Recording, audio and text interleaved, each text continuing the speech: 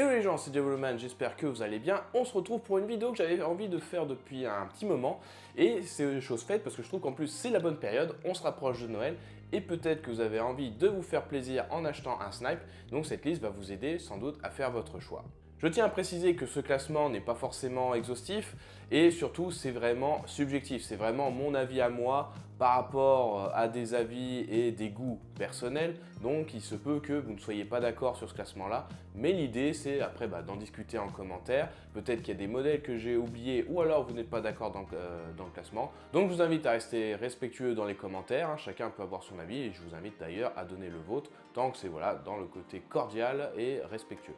Pour la 20e place, je n'ai pas vraiment mis de réplique, je vais rester sur des généralités ou alors évoquer des modèles que je n'ai pas vraiment mis dans ce classement pour vous aider un peu à y voir plus clair. Notamment, je vais vous parler des modèles de chez Ares ou alors S&T.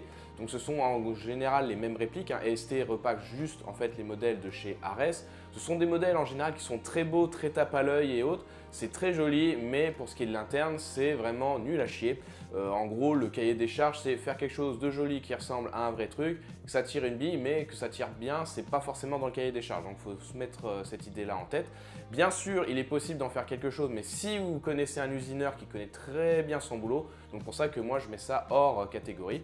J'ai mis également tout de côté tout ce qui est les modèles un peu cheapos et autres, donc forcément là la liste pourrait être beaucoup plus grande, mais là je vais vous parler de modèles que j'apprécie, que j'aimerais avoir, certains je n'ai pas forcément testé, mais que je trouve intéressants par rapport aux innovations qu'ils apportent ou alors le cahier des charges qu'ils ont. À la 19e place, je vous ai mis le VSR One Marui. Alors tout simplement parce que c'est un VSR 10, mais pour le coup, Marui, c'est du japonais, donc ils font des répliques en général à 1 joule, et ce qui fait que en interne, c'est pas très solide. On peut bien sûr upgrader avec des pièces VSR 10, mais de base, vous verrez que les prochaines répliques sont des choses qui font que ça marche déjà très bien d'origine, contrairement à du VSR One. Le petit défaut aussi, c'est pour le choix par exemple du canon externe qui est spécifique VSR One par rapport aux autres VSR 10.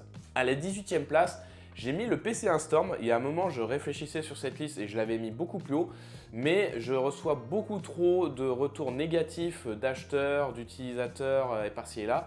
Et même le mien, finalement, qui fonctionnait très bien pendant une époque, là, il commence à merdouiller. Il faudrait que je me penche là-dessus sur comment résoudre ce souci-là.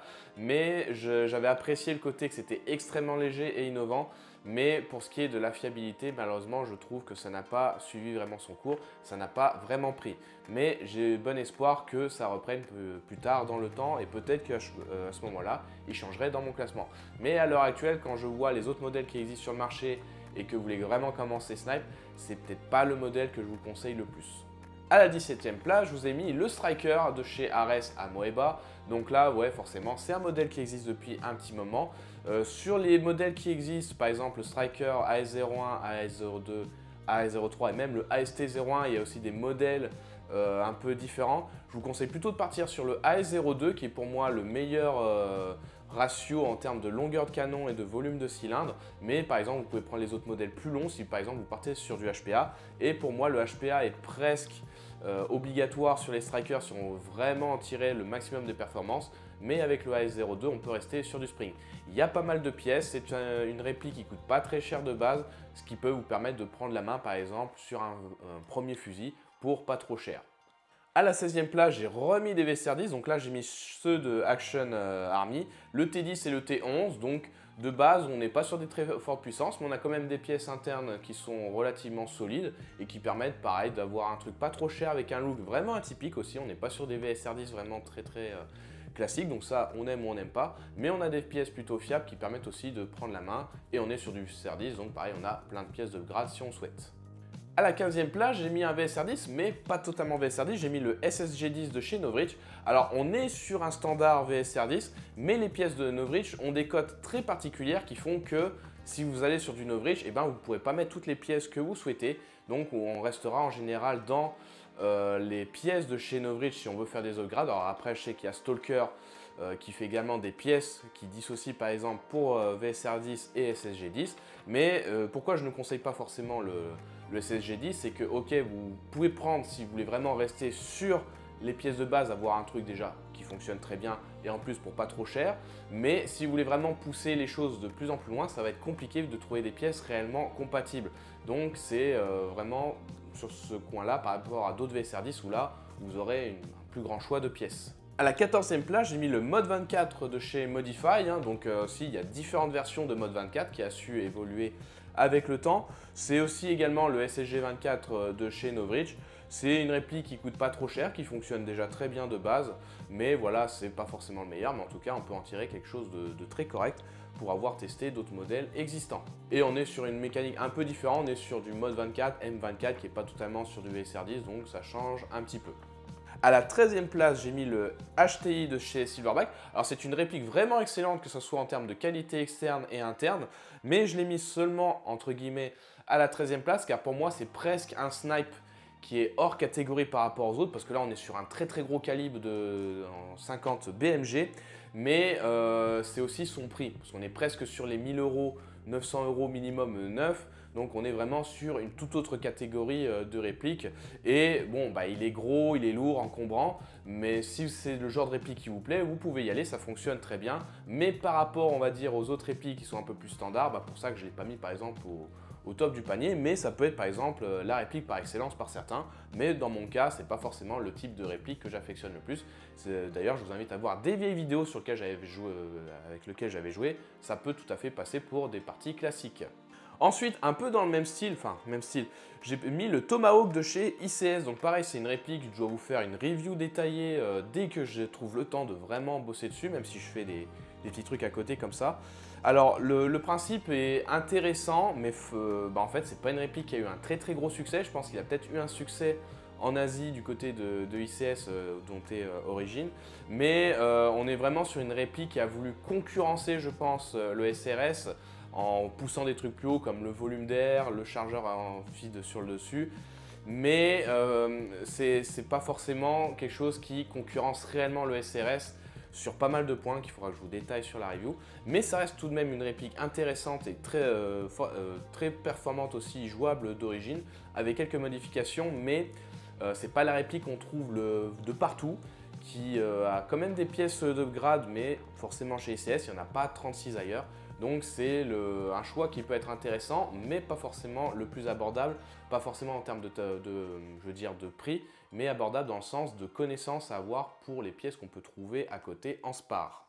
À la 11e place, j'ai remis un VSR 10, mais le MK13 de chez AEG. Donc on est sur un modèle un peu plus tactique, moderne, par rapport à des VSR 10 classiques, mais en tout cas les pièces internes sont très bonne, on est sur quelque chose qui fonctionne très bien d'origine, là vous ne serez pas déçus là-dessus. Le petit défaut, c'est l'emplacement du chargeur qui est caché au niveau du garde-main à l'avant avec un petit cache, ce qui rend le truc pas très cool à utiliser par rapport à si ça a été un vrai chargeur, mais en tout cas j'aime beaucoup l'esthétisme de cette réplique, donc c'est un truc aussi où vous pouvez vous faire plaisir. Toutefois, je crois qu'il y a une fragilité au niveau de la charnière et je ne sais pas si cette réplique va être encore beaucoup produite prochainement parce que je crois que ça a été abandonné par AEG, mais ça c'est pas forcément à prendre au pied de la lettre, c'était des bruits de couloir que j'avais entendus. 10e place, encore un VSR 10, mais là un peu différent, le MLC 338 de chez Maple Leaf. Donc là on est sur du VSR 10 pareil avec un bon standard en termes de pièces internes et la petite innovation qui était intéressante, c'est qu'on pouvait retirer le cylindre de manière rapide avec un bouton sur le côté, donc c'était le côté intéressant pour pouvoir changer rapidement de puissance en changeant de ressort et pour entretenir plus facilement. Et on est sur pareil du Maple Leaf en termes de cross externe qui sont pour moi font partie des meilleurs cross externes pour VSR 10 actuellement, hormis des très gros custom à côté. À la 9e place, j'ai mis le SSG 96 Mark II. Donc voilà, la chose que je peux reprocher à Novridge par rapport au Mark I, c'était clairement un peu un foutage de gueule par rapport aux pièces internes qu'il y avait à l'intérieur, mais je trouve qu'il s'est beaucoup rattrapé avec le Mark II, notamment avec le bloc au pop qui est beaucoup plus intéressant que le Mark I. Et c'est aussi le côté, on remet au goût du jour la mécanique Type 96, pareil, j'ai fait pas mal de vidéos détaillées parce qu'il en existe des T96 un peu bas de gamme, cheap, pour ceux qui veulent aussi se prendre la main. Mais le SSG 96 Mark II est déjà très bien d'origine pour pouvoir jouer et avec un externe plutôt qualitatif aussi au niveau par exemple du receiver qui fait pas mal le job. Donc voilà, c'est plus ce côté, c'est intéressant, c'est une réplique, au moins tous les T96 on en voit de moins en moins sur les terrains, donc c'était le côté, je trouve intéressant de l'avoir remis au goût du jour avec un système de hop-up un peu plus poussé également que les types 96 cheap qu'on retrouve sur le marché. À la 8e place, j'ai mis le Sako TGR10 de chez Double Eagle. Si je n'avais pas eu cette réplique sur le Sniperland Golf joué par Sako justement qui avait fini à la première place, peut-être que je n'aurais pas mis aussi haut dans le classement, mais force est de constater que malgré que ce soit du Double Eagle, en partenariat avec AEG pour tout ce qui est licence et autres, ils ont fait un truc plutôt intéressant et qui fonctionne bien, assez qualitatif aussi au niveau de l'externe. C'est juste que c'est un peu plus compliqué pour les pièces internes, mais en tout cas les pièces internes sont déjà de bonne qualité à l'intérieur. Vous changez le canon et un joint, vous avez quelque chose qui fonctionne déjà bien. Et c'est le côté innovation, on a une réplique qui sort du lot, un modèle qu'on ne voit que très rarement sur les terrains, donc c'est pour ça que j'avais envie de le mettre à la 8e place sur le classement. À la 7e place, j'ai mis le Sterscoot de chez Modify avec AEG pour la licence. Donc là, on a deux modèles, on va avoir le Sterscoot classique et on va avoir la version Elite qui est plus chère. La version Elite est un peu plus agréable à utiliser au niveau par exemple de l'appui-joue, le hop-up avec un TDC qui ne nécessite pas d'avoir des outils et donne un truc plutôt précis. Mais forcément, c'est une réplique qui coûte un peu plus cher. Hein. On est dans les 700 € pour la version Elite et autres. La version standard, elle, est dans les 500. Mais voilà, pour l'avoir utilisé pour un Golf, ça fonctionne très très bien et on est sur un modèle vraiment exotique, hein, vraiment unique, hein, qui ressemble à aucune autre réplique sur le terrain. Je préfère pour le coup la version grise qui rappelle par exemple la version sur les jeux vidéo qui a vraiment son petit look par rapport au noir qui passerait peut-être un peu plus inaperçu. À la 6e place, j'ai mis le BSR Begady. Alors, on n'a pas eu beaucoup de retours, il faut dire. Hein. Je serais très intéressé que Begady m'envoie un modèle pour pouvoir tester. Mais on est sur une sorte de VSR 10 hybride avec un TAC 41. On voit qu'ils ont dû chercher à voir ce qui se faisait ailleurs. Ils ont voulu développer une réplique vraiment à eux. Et au vu des pièces internes qu'on a à l'intérieur, on a vraiment quelque chose qui fonctionne, qui a l'air de, sur le papier en tout cas, sur le cahier des charges, vraiment efficace. Et pour un prix qui n'est pas très haut non plus, hein, on est sous les 400 €. Donc en termes de concurrence par rapport à ce qui se fait ailleurs, ça reste tout de même intéressant. À la 5e place, j'ai mis le CSR 100 Slong qui est retapé également par Ready to Play Airsoft. Donc on est vraiment sur du haut de gamme au niveau des VSR 10 avec vraiment aussi des looks uniques de chez Slong avec leur cross vraiment atypique. Donc là, par exemple, si vous avez ce modèle-là, vous n'êtes pas sur un look standard de VSR 10. On a quand même quelque chose qui j'aime bien au niveau tactique agressif. Et en plus, on a vraiment le top du top en interne qui donne de très très bonnes performances. Pour moi-même avoir testé sur le terrain, on est sur quelque chose de très efficace.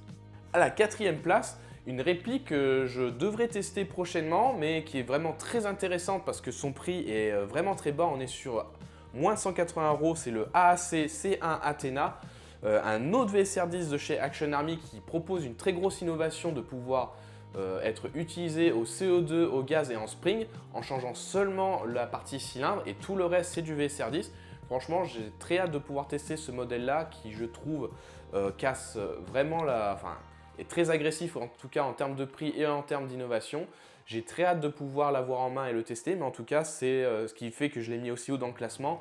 C'est le côté innovation et le prix très bas qui fait qu'il peut être vraiment très très intéressant pour tout le monde, que ce soit par exemple un débutant qui veuille se lancer ou alors quelqu'un qui veut par exemple une autre réplique en plus d'un snipe standard qui peut être vraiment intéressant.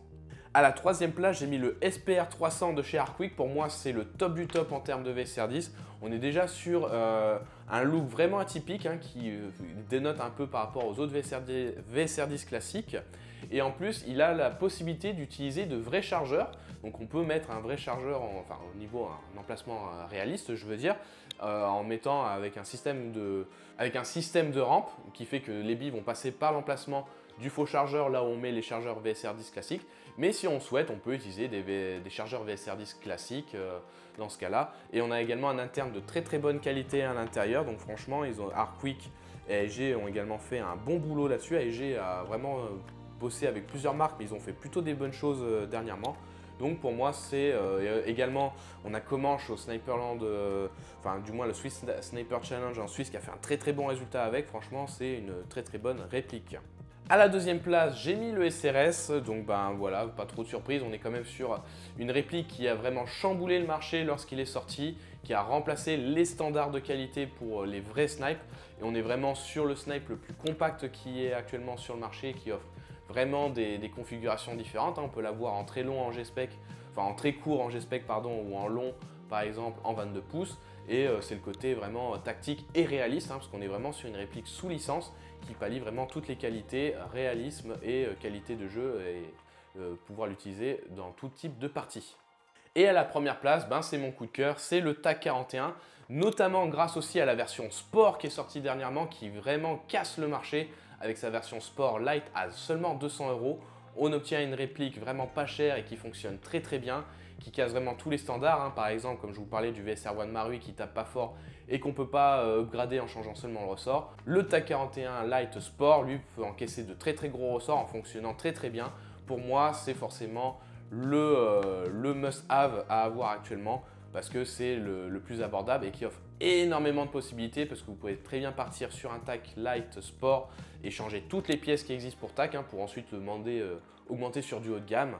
Et après, si vous voulez un peu le standard avec un truc plus long, vous avez la version polymère.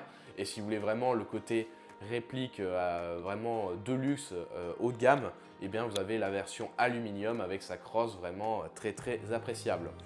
Donc voilà pour ce qui est de mon classement, j'espère que cette vidéo vous aura plu ou vous aura éclairci par exemple sur un potentiel choix de réplique. Donc là vraiment je suis parti sur du haut de gamme, je ne suis pas parti sur du cheap, voilà.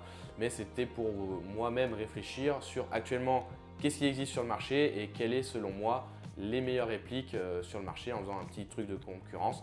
Après voilà, c'est vraiment à l'appréciation de chacun, c'est mon classement perso. Vous pouvez avoir le vôtre et je vous invite à échanger là-dessus en commentaire sous la vidéo pour peut-être changer un peu le classement que j'ai établi dans cette vidéo-là. Voilà, encore merci d'avoir regardé cette vidéo jusqu'au bout et je vous dis à bientôt pour d'autres vidéos. La bise!